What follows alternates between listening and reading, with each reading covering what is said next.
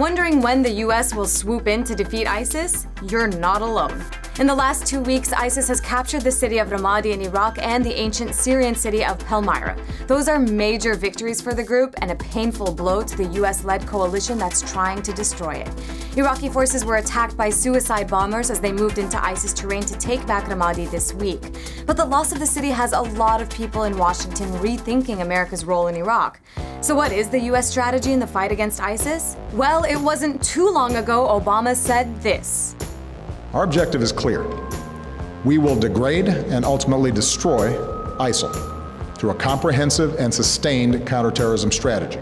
Since then, his strategy has primarily relied on leading coalition airstrikes, but has also included restructuring the Iraqi government and deploying at least 3,000 military advisors. But that hasn't been enough.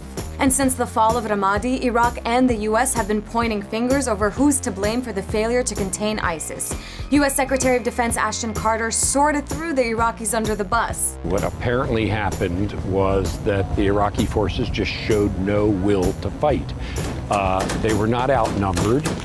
In fact, they vastly outnumbered the opposing force. But is putting all of the blame on the Iraqi government fair? Not according to some analysts and officials on the ground. They say the US effort has failed largely because of Washington's focus on airstrikes rather than providing the weapons and training that the Iraqi security forces need to actually take out ISIS, something that was proven in Ramadi.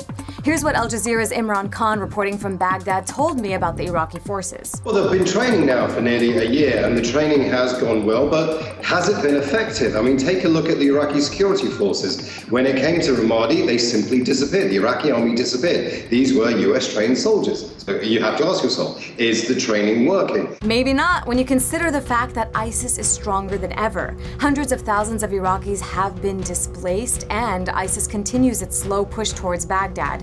But training isn't the only problem with the US strategy. The plan does little to bring Iraq's sects, ethnic groups, and their backers to agree on a solution. Each side is suspicious of the US, and that hasn't helped in establishing a coherent strategy. You can credit the 2003 US invasion of Iraq for that. The US toppled Saddam Hussein's regime and dismantled the Iraqi army. Thousands of Iraqi Sunnis lost their military jobs and took their experience to join armed groups hell-bent on destabilizing things. Sectarian tensions went through the roof, thanks in large part to the divisive policies of the Iraqi governments that followed. All that laid the foundation for ISIS today. Add the turmoil in Syria to the mix, and you've got one hell of a confusing situation for the US to try to solve. The situation right now is very, very simple. Without a political solution in Syria, you are not going to get a solution in Iraq. Both of the conflicts are tied in with each other. Unsurprisingly, Washington is divided on the best approach to stop ISIS. The White House defends its current strategy.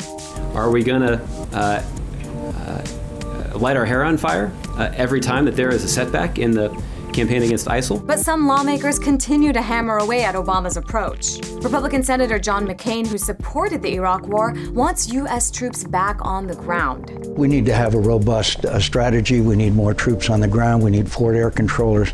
We're just referring to airstrikes. So what do you think? Is it the U.S.'s job to ensure ISIS is eliminated in Iraq? And if so, is it using the best strategy?